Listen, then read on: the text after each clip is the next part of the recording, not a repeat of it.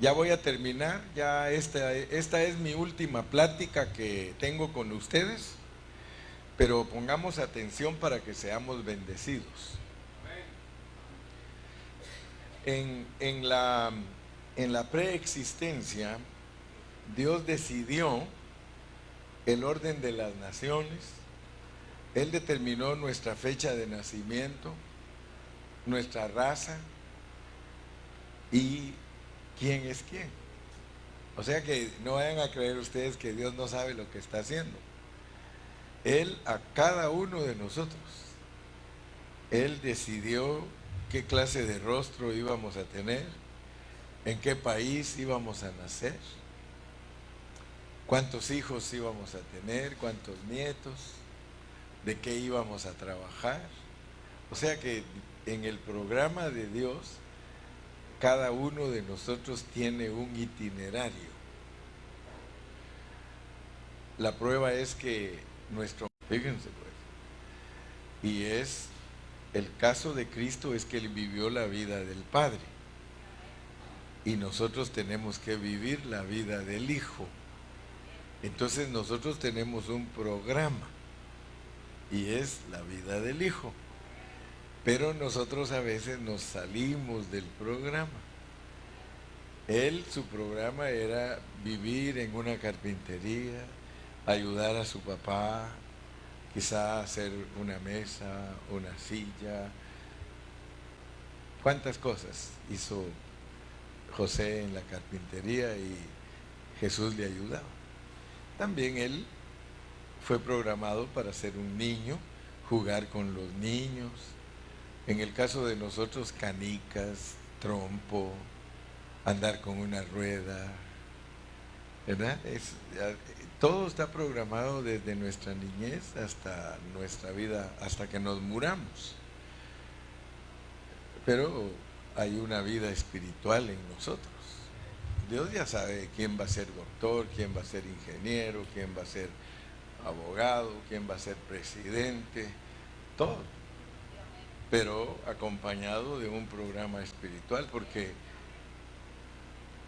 si uno ignora la vida del espíritu, se perdió de lo mejor. Y ese es el problema de mucha gente que ignoran todo el programa espiritual, el cual es el más importante. Porque nosotros fuimos puestos aquí para un programa muy importante. Para eso nos dieron cuerpo, para eso nos dieron sangre, para eso nos dieron alma. Así que prestémosle mucha atención a esto, porque si no vamos a salir de aquí perdidos. Y de todas maneras, como somos escogidos y predestinados, nos van a obligar. Ahorita no es obligatorio, ahorita es voluntario, porque el que niega su alma, entonces él va a poder ser un vencedor. Pero cuando ya se termine esto, si no logramos lo que Él nos dio como propósito, nos obliga. Y entonces ya no es lo mismo cumplir el programa voluntariamente que cumplirlo forci voluntariamente, ¿verdad? Forci voluntariamente, porque en realidad así está el programa de nosotros en la Biblia, que el lloro y el crujir de dientes es para que seamos apretados y que cumplamos lo que Él se propuso, porque Dios no puede ser burlado, ¿verdad? Dios no, nadie se puede burlar de Él. Si Él te escogió a ti y te predestinó, Él te va a obligar al final. Solo hay 80 años para hacerlo voluntariamente, pero el que no lo hace voluntariamente lo obliga por 1000 años. Y no es fácil, porque dice aquí que es en una cárcel. Aquí te dejan libre, aquí somos libres. ¿Sí? Pero en la vida del espíritu, al no ser vencedores, ya no somos libres, estamos presos. ¿Ya? Entonces, pongámosle atención a Dios. El inciso E dice: en la preexistencia, Dios decidió el orden de las naciones, determinó nuestra fecha de nacimiento, raza y quién es quién. Leamos Deuteronomio 32 del 7 al 8. Deuteronomio 32 del 7 al 8. Del 7 al 8. Deuteronomio 32 del 7 al 8. Acuérdate de los tiempos antiguos. Considera los años de muchas generaciones. Pregunta a tu padre y él te declarará. A tus ancianos y ellos te dirán. Cuando el Altísimo hizo heredar a las naciones, cuando hizo dividir a los hijos de los hombres, estableció las fronteras de los pueblos según el número de los hijos de Israel. O sea que ya ven que es Dios el que pone todos los países. Dios decide en qué país naces, qué clase de hijos necesitas, porque algunos necesitan hijos bien tercos para pulirlos, otros no, otros les da Dios hijos bien suaves, ni problemáticos ni nada. A otros les tiene que dar hijos marihuanos, hijos ladrones, hijos borrachos, porque Dios trata con cada uno conforme a la necesidad. Amén. También podemos leer en Hechos 17:26. Hechos 17:26. Cuando uno entiende la soberanía de Dios, esto es maravilloso, hermano, porque entonces uno respeta más a Dios, porque Él es el que decide lo que nos tiene que pasar. Y de una sangre ha hecho todo el linaje de los hombres para que habiten sobre toda la faz de la tierra, y les ha prefijado el orden de los tiempos y los límites de su habitación. O sea que Él manda, pues. Él es el que decide todo tuyo. Quizá tú hoy digas, aquí ando en Washington. Él sabía que ibas a venir a Washington. Es más, Él sabe si alguno de los de Ecuador al regresar se muere. Pero no se asusten, no se asusten.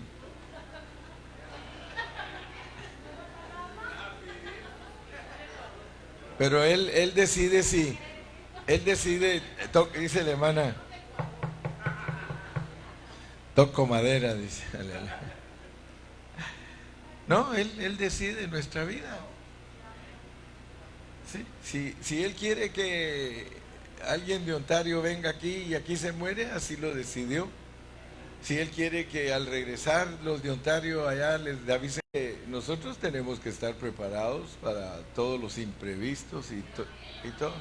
Y no se asusten, no se asusten, porque Él es el que tiene el control de todo. Si vivimos, para Él vivimos. Si morimos, para Él morimos. Amén. Entonces noten pues que esto es Dios el que lo ha decidido. Él es el que ha dado la preexistencia y Él da la existencia. Y Él pone todos los límites de todo.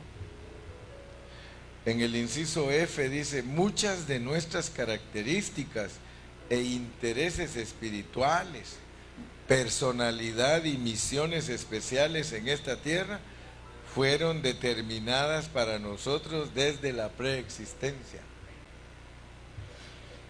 Jeremías 1, 4 y 5. Jeremías 1, 4 y 5. Vino pues palabra de Jehová a mí diciendo, antes que te formase en el vientre te conocí, y antes que nacieses te santifiqué,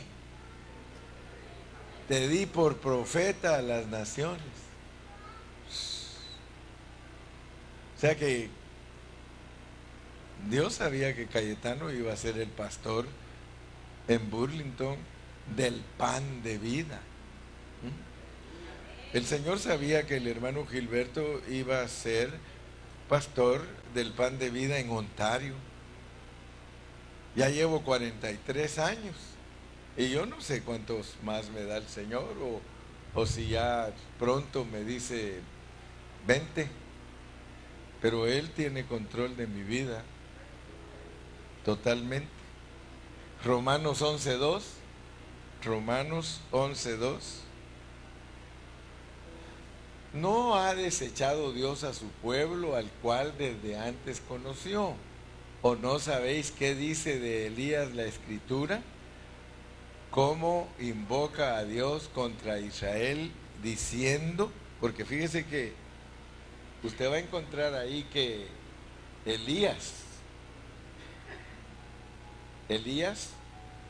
creyó que solo él era el único profeta que había quedado, y el Señor le dijo, no, Elías, hay 7,000 hombres que no han doblado sus rodillas, así que no te me creas que eres el único, ¿verdad? Romanos 9, 10 al 14. Y no solo esto, sino que también cuando Rebeca concibió de uno de Isaac nuestro padre, pues no habían aún nacido, ni habían hecho aún ni bien ni mal, para que el propósito de Dios conforme a la elección permaneciese, no por las obras, sino porque por el que llama. Se le dijo, el mayor servirá al menor, como está escrito, a Jacob amé, mas a Esaú aborrecí. ¿Qué pues diremos? ¿Que Dios cuando hace eso es injusto? En ninguna manera. Él dice, yo hago lo que yo quiero. Fíjese que hay papás que tienen hijos que nunca van a venir a Cristo. Nunca. Y a mí me dicen, hermano, pero dice la Biblia, cree en el Señor Jesucristo y serás salvo tú y tu casa. Eso se lo dijo al carcelero. ¿Qué tal si Dios le hubiera dicho a Adán y Eva, fíjense que uno de tus hijos va a ser mío y el otro va a ser del diablo? Abelito va a ser mío, Caín va a ser del diablo. ¿Y por qué, Señor? Porque a Abelito lo amo y a Caín lo aborrezco. Ay, pero Señor, ¿cómo se te ocurre? Déjame, yo soy el alfarero y yo hago los vasos como yo quiero. ¿Y qué? Así dice, ¿y qué? Entonces, hermanos, tenemos que saber que hay un Dios que es soberano y que nosotros tenemos que respetarlo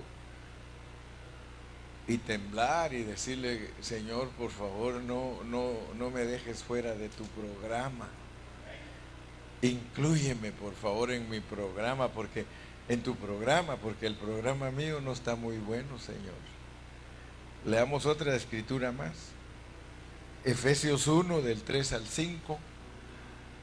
Bendito sea el Dios y Padre de nuestro Señor. Fíjese que Jesucristo tiene Dios y tiene Padre. Tiene Dios y tiene Padre. Bendito sea el Dios y Padre. Y por supuesto que cuando se escriben estas escrituras son con el propósito de entender el contexto, porque muchos no saben que Dios es el Dios de Jesús y que Dios es el Padre de Jesús.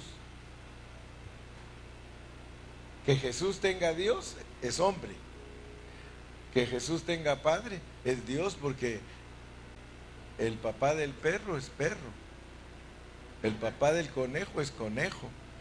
Entonces el Padre es igual al Hijo, es Dios. Jesús teniendo a Dios como Padre, Él es Dios, y Jesús teniendo a Dios como Dios, Él es hombre. Que nos bendijo con toda bendición espiritual. Fíjese que estos versículos los lee el cristiano muchas veces y no capta lo que dice allí, que nos bendijo con toda bendición espiritual en los lugares celestiales en Cristo. O sea que nosotros, toda nuestra bendición es celestial. Por eso es que yo siempre le digo a los hermanos, no, hermano, no estés pidiendo cosas materiales, porque nosotros, como somos cristianos superficiales, Y mire, la mayoría de cristianos son infantiles. La mayoría. Ellos solo: Señor, ayúdame para que yo tenga un buen carro. Ayúdame, Señor, para que yo tenga un buen trabajo. Ayúdame, Señor, para sacar una maestría. Ayúdame, Señor, para...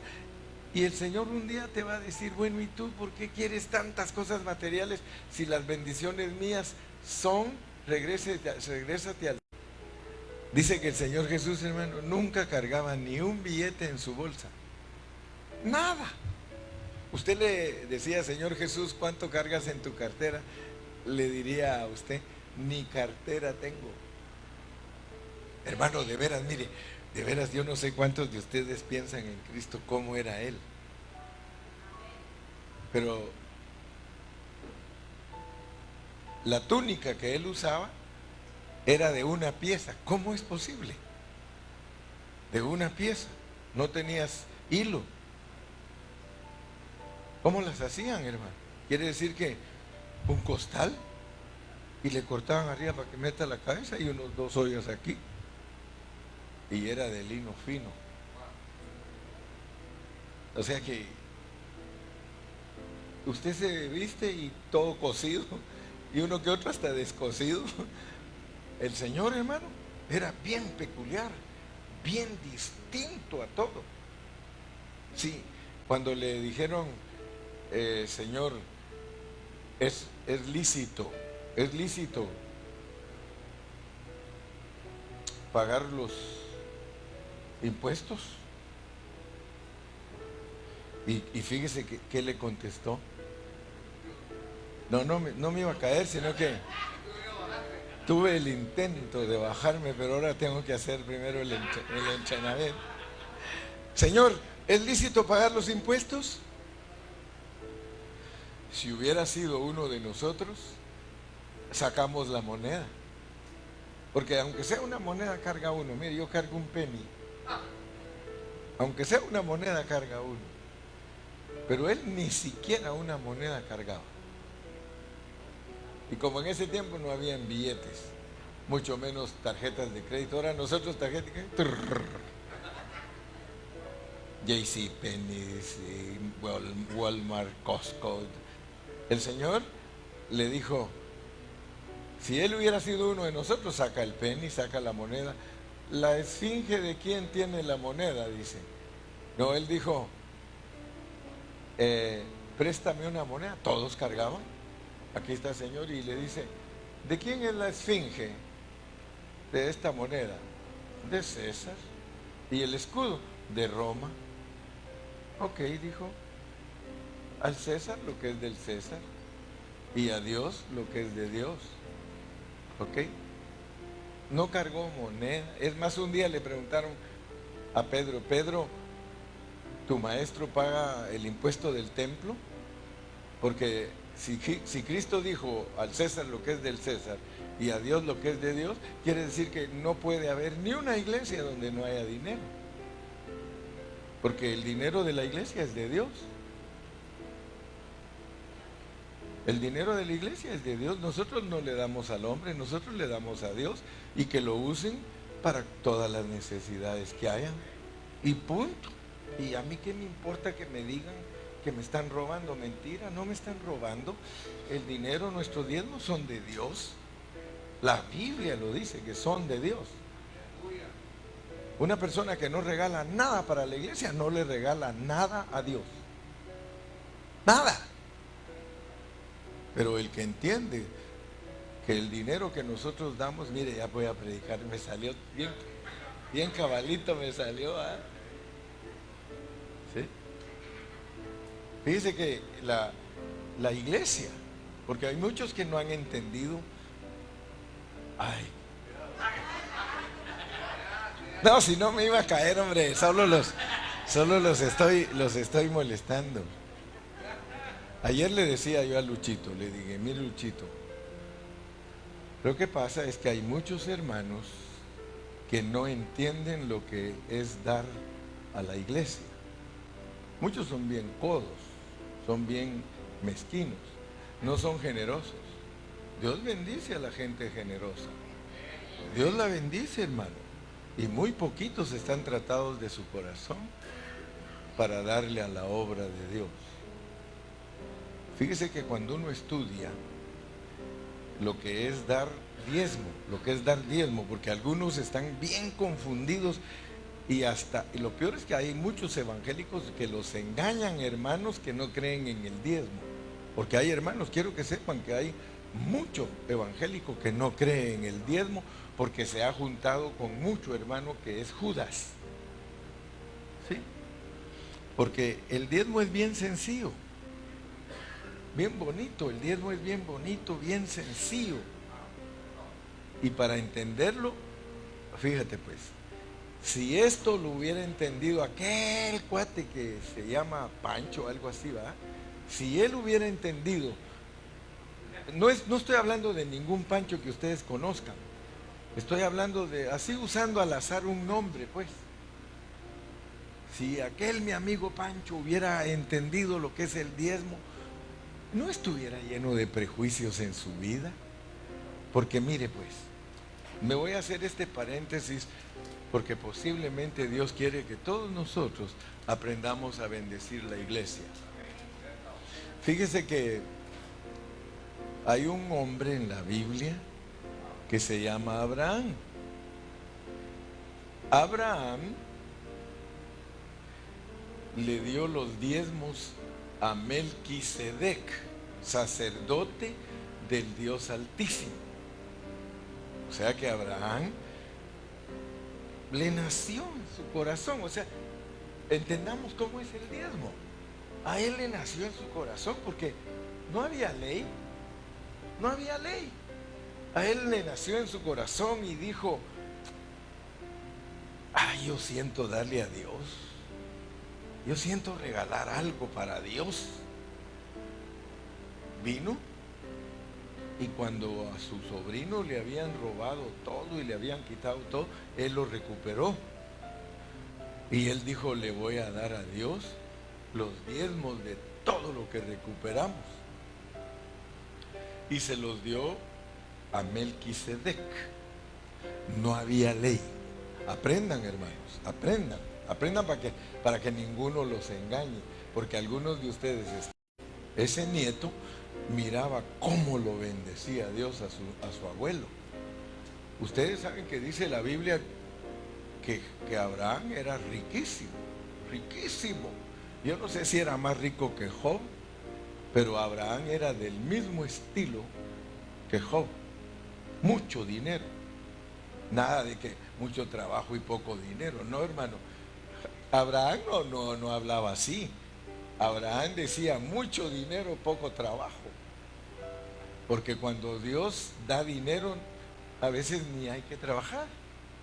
Dios da. Entonces, el nieto se daba cuenta cómo era su abuelo y agarró la onda. Porque cuando hablaba con Dios, el nieto decía: mira, si tú me das que comer, si tú me das ropa para vestirme, si me das calzado para caminar, si me llevas bien en este viaje, yo te doy el diezmo. Fíjese pues, aunque era abuelo y nieto, el abuelo lo dio espontáneamente, no le puso ni un trato a Dios. El nieto era un poco tranza, ¿verdad? Ese hacía business con Dios. De todas maneras agarró la onda. Entonces, cuando llegó el tiempo de la ley, a Dios le gustó lo que Abraham había hecho. ¿Y saben qué dijo? Impónganlo.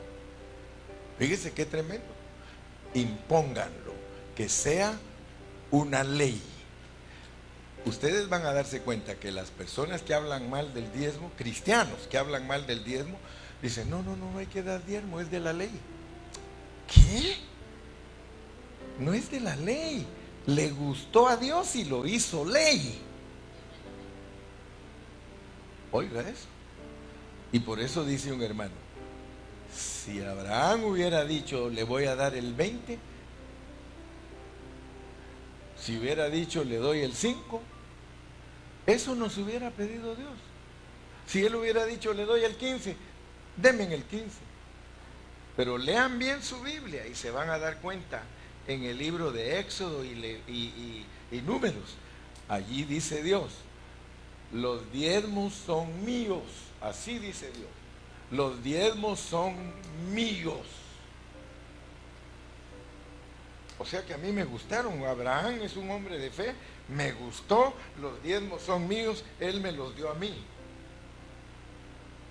Pero en la ley dice, en la ley, yo, dice Dios, se los quiero dar a los sacerdotes. Porque los sacerdotes cuidan mi ministerio. Así que todos ustedes, le dijo a las 11 tribus, le van a dar el diezmo a la tribu de Leví, porque ellos son mis sacerdotes. Y ellos cuidan mis intereses. Así que nadie me puede decir qué haga yo con los diezmos. Dice Dios, yo los tomo y se los paso a mis sacerdotes. ¿Ok? Entonces, durante el tiempo de la ley, impuesto, obligación. Pero cambió la dispensación. Y viene Cristo. Viene Cristo. Y Cristo, ustedes ven que no enseña del diezmo, ni Pablo, no enseñan. Viene Cristo y solo habla una vez del diezmo, solo una vez. Y cuando Cristo habla del diezmo, le dice a los fariseos hipócritas. Fíjese pues, es hipocresía diezmar. Porque les dijo hipócritas porque diezmáis el eneldo y la menta. Y te olvidas de la misericordia y de la fe. Y a mí lo que me gusta, dice, es que no se olviden de la misericordia y la fe y que no dejen de diezmar. Así dice Cristo. Haced esto sin dejar de hacer aquello, porque aquello me gusta. Por eso es que Pablo en el Nuevo Testamento dice, el que predica el Evangelio, viva del Evangelio, porque es un derecho. Y por eso él dijo, yo no abuso de mi derecho. Es un derecho. El sacerdote tiene un derecho. Tiene un derecho. Pero cuando se junta con hermanos que no entienden la Biblia, entonces se vuelve una mezcolanza y un prejuicio, y los pastores sufren porque no hay dinero para nada. Hermanos, si aquí dice, traed los diezmos al alfolí, dice en el Antiguo Testamento, pero traducido al Nuevo Testamento, traedlos a la iglesia. ¿Para qué? Para que haya alimento en mi casa. Y entonces cuando nosotros damos, no solo hay para darle al pastor, hay hasta para comprar comida, para todo, hermano, de verdad. Si todos diéramos, porque Cristo dijo, y le dijo a los fariseos, porque los fariseos, bien como pavorreales, ¿verdad? Ellos eran bien religiosos y hasta se hacían el saco así como a veces se lo hace Calle, así. Los fariseos eran tremendos, hermano, porque ellos le decían al Señor, nosotros somos hijos de Abraham. Hijos de Abraham. Y él les tuvo que decir, si fuerais hijos de Abraham, les dijo, harías las obras que él hizo. Y una de las obras de Abraham era diezmar. Si erais hijos de Abraham, dice, las obras pero ustedes son hijos del diablo. Wow, hermano, es bien sencillo lo del diezmo, pero el hombre lo complica. Bien sencillo. Es algo que le gustó a Dios en Abraham, y si le gustó, por eso lo impuso, porque si a uno le gusta algo, uno lo impone. Ni tacaño, le da a Dios hasta que sobreabunde. Probadme en esto y veréis que abro las ventanas de los cielos hasta que sobreabunde.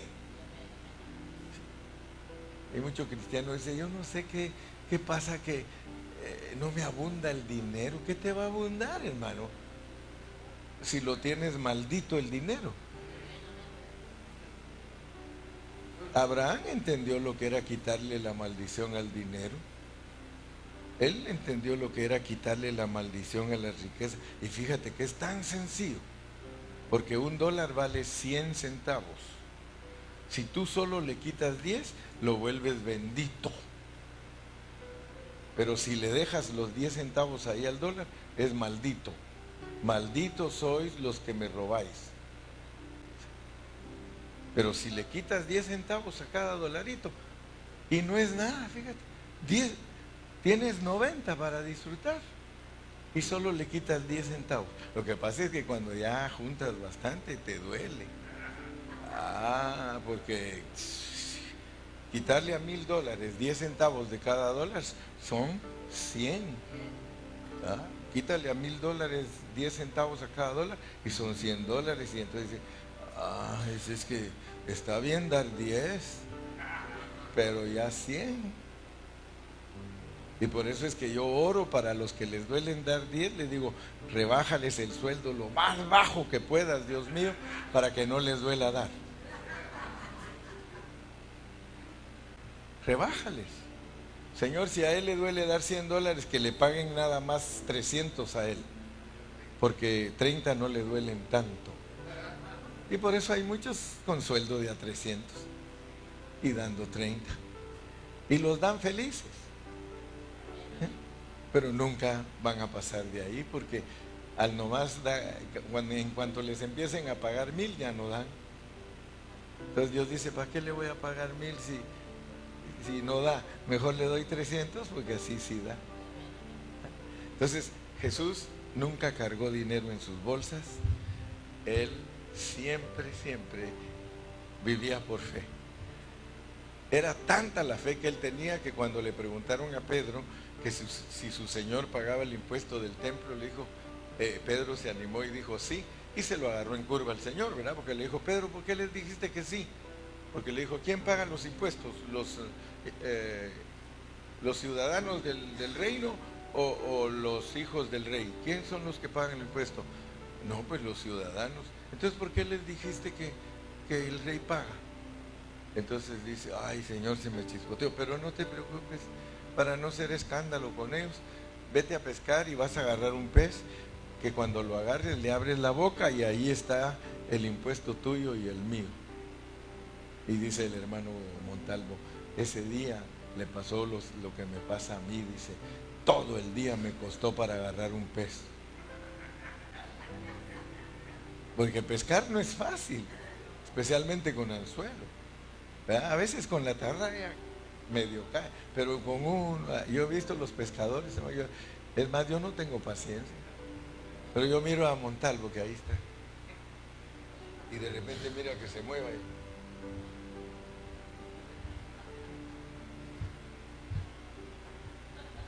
una rama trae.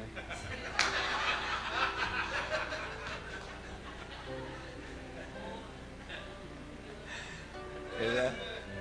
Pero nosotros tenemos que darle gracias a Dios, porque Dios es el dueño del oro y de la plata, y nosotros solo somos sus administradores. Vamos a la G. Algunos vinieron, si esto me llama la atención a mí, mire, yo creo que le va a llamar la atención a usted, porque a esta tierra de los espíritus, mire lo que dice que vienen. Algunos vinieron con limitaciones y desventajas, mientras que otros con ventajas y más talentos y dones mayores. La razón es que tuvimos un estado antes de venir. Algunos fueron más dispuestos, mientras que otros menos dispuestos. En muchos casos, las limitaciones son con propósito. Fíjese que los discípulos entendían esto. Mire, vamos a Juan 9, del 1 al 3. No se asusten que van a haber padres que tienen hijos parapléjicos, que tienen hijos retardados mentales, que tienen hijos con enfermedades incurables. O sea que vamos a ir entendiendo. Mire, al pasar Jesús, vio a un hombre ciego de nacimiento. Yo sé que un papá que le nazca a un hijito ciego de nacimiento no se siente contento, no se siente contento. Pero mire lo que le preguntaron los discípulos, porque el Señor les daba cátedra, Él los llevaba aparte y les enseñaba. Y entonces cuando esta pregunta no puede ser más que el resultado de lo que Él les enseñaba, porque no le van a preguntar esto si no les había enseñado. Y mire lo que le preguntan: Rabí, ¿quién pecó? ¿Este o sus padres? ¿Quién pecó? ¿Este o sus padres para que haya nacido ciego? Ahí muchos a veces dicen, ¿cómo es esto? Los discípulos estaban enseñados que cuando los papás pecaban, les podían nacer hijos enfermos. Así les enseñó Jesús. Porque ellos no van a preguntar esto si Él no les hubiera enseñado. Entonces ellos le dijeron, Señor, ¿quién pecó? O sea que el Señor ya les había enseñado, miren, cuando el papá y la mamá pecan, los hijos salen enfermos, ¿verdad? Nosotros tenemos casos, yo conozco hermanos que Dios los bendiga y los ayude, pero porque sus papás eran drogadictos, les nacieron a ellos hijos deformados. ¿Ah? O sea que el pecado de sus papás nos metemos a problemas. Por eso es que dice que el Señor se le queda viendo a las naciones, y cuando ya colmaron su medida de pecado, dice, y mira que no paran, hermano, las castiga. Si mi pueblo, sobre el cual es invocado mi nombre, se humillare, yo sanaré su tierra.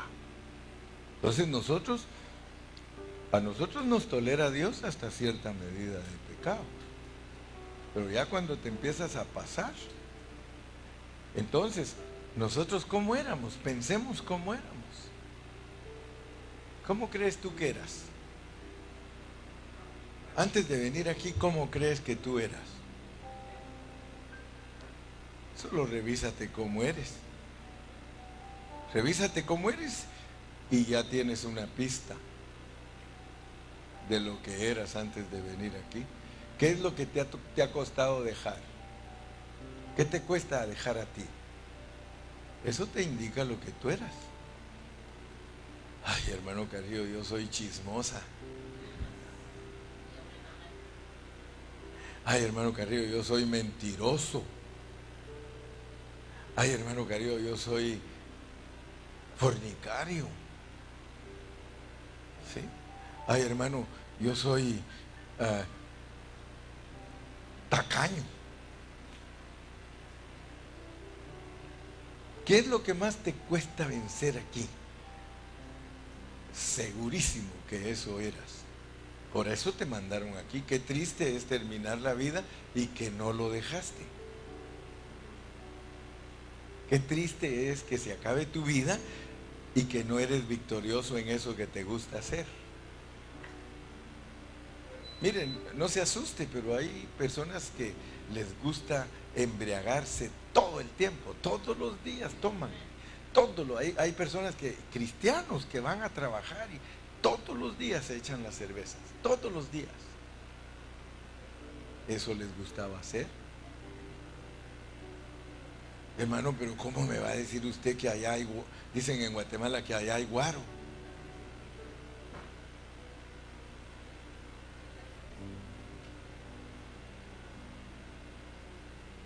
Todo lo que hay aquí es sombra. ¿Qué hace la marihuana en una persona? ¿Qué hace la cocaína en una persona? ¿Qué hace el licor en una persona? ¿Qué hace el cigarro en una persona?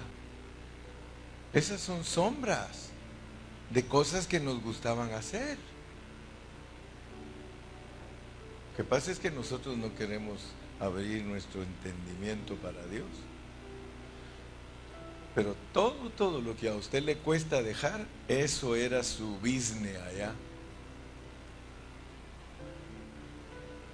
Y todos se quedan callados.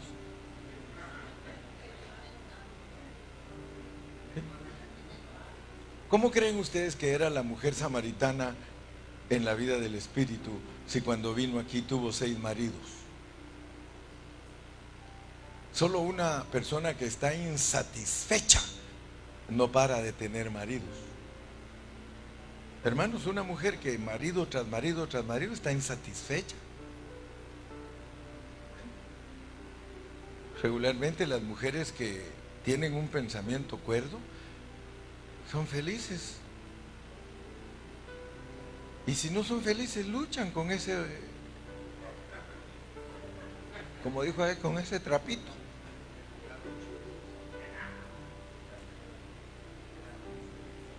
Pero ellos no tenían problemas como la samaritana. Y gracias a Dios, que a Dios no le interesa si tú eres una samaritana, te perdona de todas maneras. Pero cómo cuesta vivir una vida de insatisfacción. Ya ven que ella, cuando Jesús llegó al pozo, le dijo: ¿dónde está tu marido? Porque él ya sabía, Señor, ya sabía que ya iba por el sexto. ¿Dónde está tu marido? No tengo, me gustas tú. No vaya a creer que le dijo al Señor Jesús que no tenía, porque le gustó el Señor. Si no tengo. Ah, que no tienes, dice. Ya te voy contando 5. Y el que tienes ahorita no es el tuyo. Andaba fornicando. ¿Qué le gustaba a ella? Eso. Si somos glotones, hermano, ¿qué nos gustaba hacer?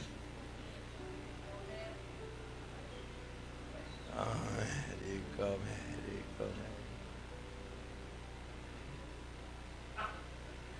Entonces tenemos que pedirle a Dios, pues, porque respondió Jesús: no, en este ciego, no es que pecó, ni sus padres, sino para que las obras de Dios se manifiesten en él. Fíjese pues cómo es tremendo, porque hay personas que Dios las va a sanar y llega el momento en su vida que los va a sanar, porque su enfermedad no es de pecado, sino que Dios les va a mostrar su gran poder y su amor. Por eso yo quiero que ustedes se den cuenta. Cuando Lázaro se murió, ¿cuántos se recuerdan de su hermano Lázaro? Cuando Lázaro se murió, el Señor dijo: esta enfermedad no es para muerte. Hermanos, hay enfermedades que no son para muerte, sino que son porque Dios les quiere mostrar a las personas su grande amor y su misericordia.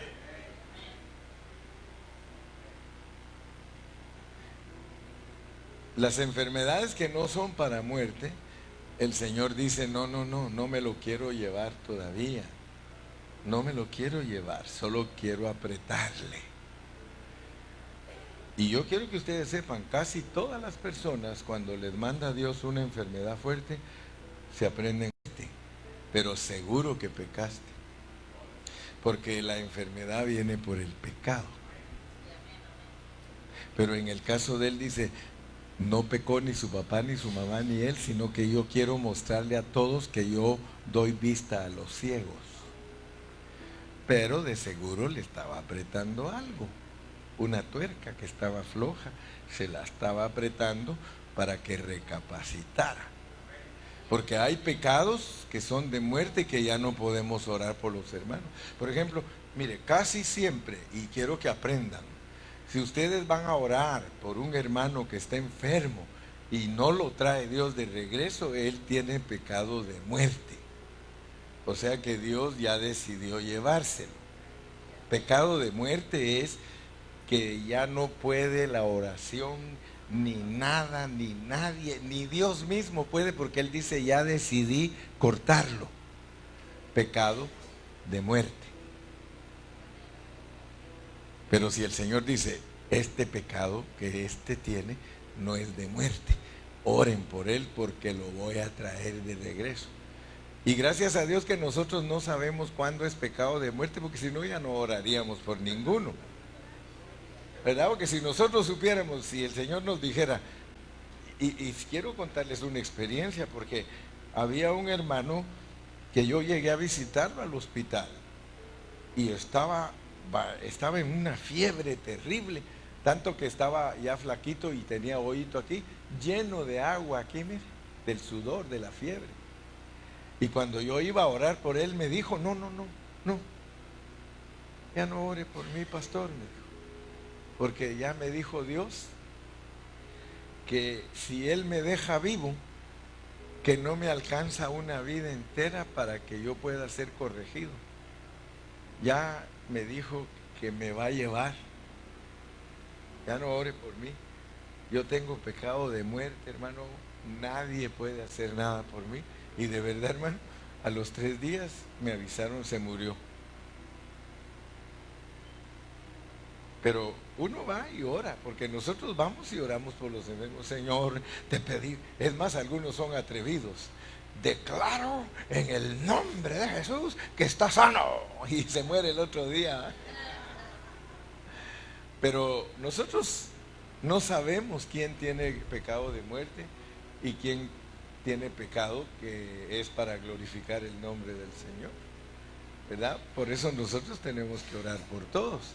Cuando tú vas con buenas intenciones. Y gracias a Dios que no sabemos. Ahora, si Dios nos dice, tú, qué tremendo es, ¿va? Porque hay veces que Dios le dice. Y uno le tiene que decir a la persona, perdóname, pero fíjate, imagínate que a una persona que tiene cáncer y te piden que vayas a orar por ella y que Dios te habló y te dijo que se va. ¿Tú sabes qué ha pasado? ¿Cómo se llamaba el cantante que se murió? Melgar, ¿cómo? Julio Melgar, va. ¿Cuántos hermanos le profetizaban que no se iba a morir? Pero hubo uno. Ese le dijo, Julio, dice el Señor que arregles tu casa porque te vas. Qué atrevido, ¿ah? Porque para hacer eso hay que estar. Pero él dijo, a mí Dios me dijo que él se va. Si a ustedes les dijo que no se va, yo no sé a quién de los dos tiene la verdad, dijo. Yo los amo a ustedes, les dijo, a los otros son mis hermanos, pero a mí no me mandó a profetizarle que va a vivir, a mí me mandó a profetizarle que se lo lleva. Ay, hermano, el pobre, digo yo, que ese pobre ya no hallaba ni a quién creerle, ¿va? Pero yo pienso que si Dios nos dice a nosotros que alguien se va a ir, vamos y digámosle, pero tenemos que estar bien seguros, porque si le decimos que se va y se queda, nos mata ese. ¿Sí? Les va a pasar las de aquella. ¿Se acuerdan de la pareja que ya les conté la anécdota, verdad? No les he contado, es que dice, le dice el viejito a la viejita, ¿eh? Le dice feliz, se llamaba Felisa, se llamaba la viejita, y le dice, Felisa, le dice, me muero Felisa, y quiero pedirte un favor. ¿Te puedes salir de aquí de mi cuarto? ¿Pero por qué, mi viejito? Porque es que me voy a confesar con Dios. Bueno, viejo, ¿y qué tienes si yo te quiero tanto? Vieja, es que siento que me muero, dice, y le quiero confesar a Dios todos mis pecados. Y yo sé que Él me perdona, pero si no me muero, yo sé que tú no me perdonas.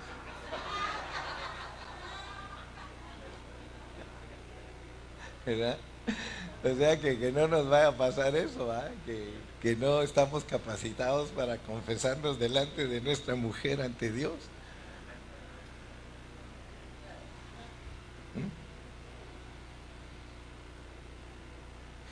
¿No? Y la viejita le decía, no, hombre, yo aguanto. No vas a aguantar. Yo aguanto, viejo. No vas a aguantar. Viejo, ¿no confías en mí? Ok, pues dice el viejito, Señor, tú sabes que la fulanita que le iba a ayudar a limpiar la casa a mi viejita, ese cuerpo fue mío. Y te acuerdas, Señor, que la vecinita fulana y tal, ese cuerpo fue mío. Y total de que ya después que le confesó como 20, dice, viejito, ese muere tranquilo. ¿Te acuerdas del cuerpo de bomberos que estaba a la vecindad de la casa? Ese cuerpo fue mío.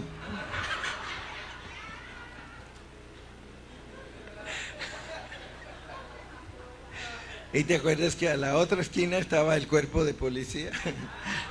Ese cuerpo fue mío.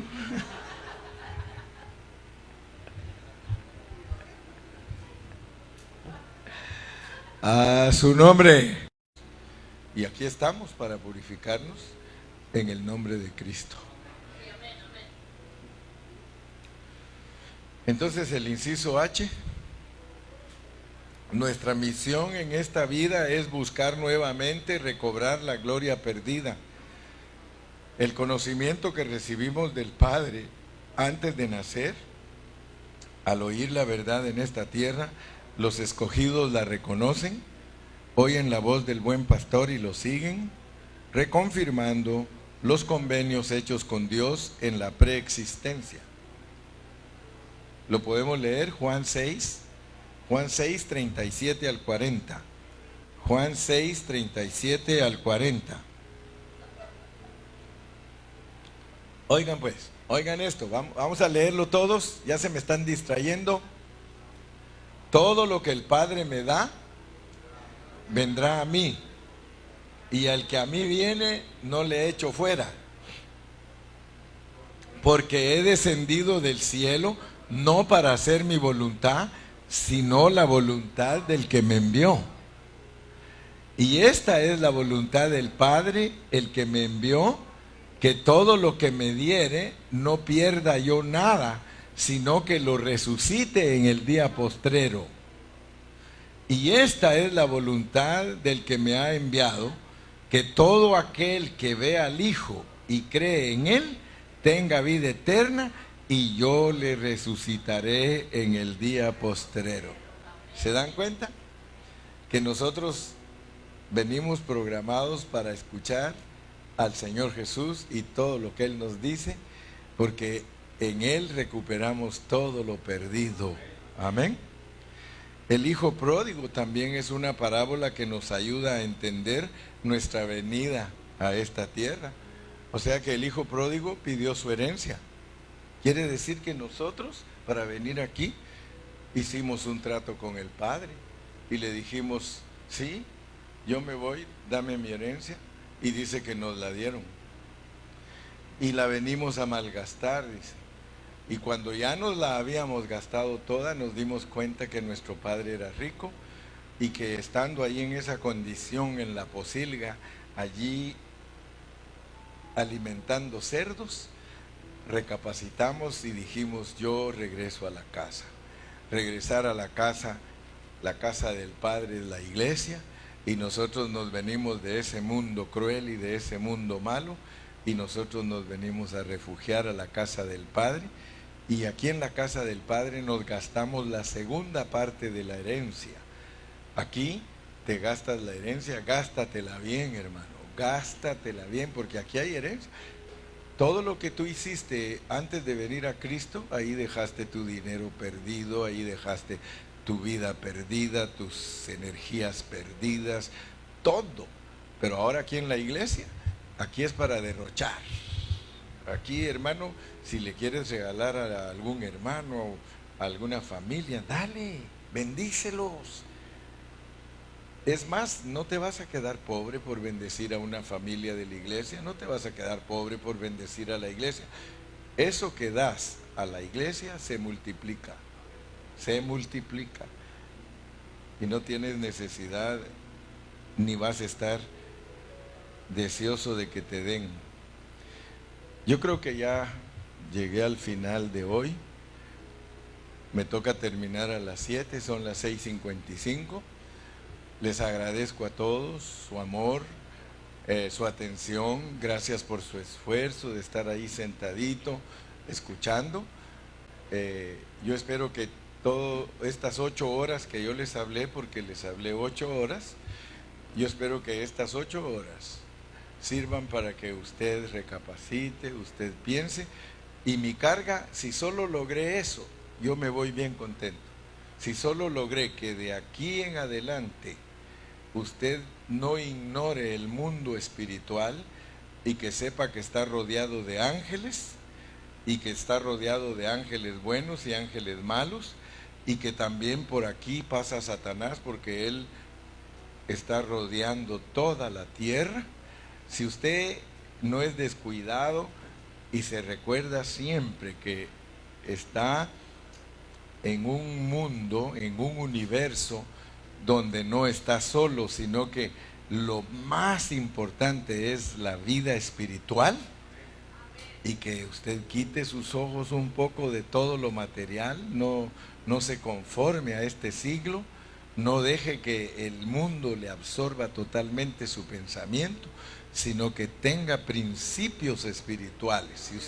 Si usted logró entender eso y entendió que usted solo vino a cumplir en una sombra lo que es una realidad, que todo lo que le pasó en el pasado, en la eternidad pasada, ahora lo repite pero en sombra, para que Dios tenga misericordia de usted y que lo purifique, que lo restaure, porque usted y yo venimos con problemas de allá de la esfera espiritual, pero Dios los quiere arreglar en una esfera diferente, en la esfera física. ¿Por qué? Porque quiere vencer a su enemigo con una creación, hechura y forma inferior a él. Por eso dice: le hiciste señorear sobre las obras de tus manos, todo lo pusiste debajo de sus pies, le coronaste de gloria, todo. Y pregunta: ¿qué es el hombre para que tengas misericordia? Y el Hijo del Hombre para que lo visites, porque el Señor tiene misericordia de nosotros como hombres, pero oigan esto: la visitación de Dios es para el Hijo del Hombre. La visitación de Dios es para el Hijo del Hombre, es para el que se le forme Cristo, porque Cristo Cristo viene a ser el Hijo de nosotros. Cuando Él es dado a luz por nosotros, cuando vivimos a Cristo totalmente, venimos a ser el Hijo del Hombre. El Hijo del Hombre es muy importante para nosotros, porque Él está buscando eso. Por eso primero. Pero vamos a darle gracias al Señor. Yo estoy contento por nuestro hermano Carrillo. Platicamos cuando veníamos manejando para acá, le decía pastor, el ministerio Pan de Vida tenemos que estar muy, muy, muy agradecidos con Dios por el regalo que Dios nos ha dado, que es nuestro hermano Gilberto. Él es un regalo, ¿no? Y a veces no se aprecian los regalos. Y yo cuando él predica, yo le digo: Señor, gracias por mi pastor, porque él ya agarró la onda. Le digo: él sabe predicar.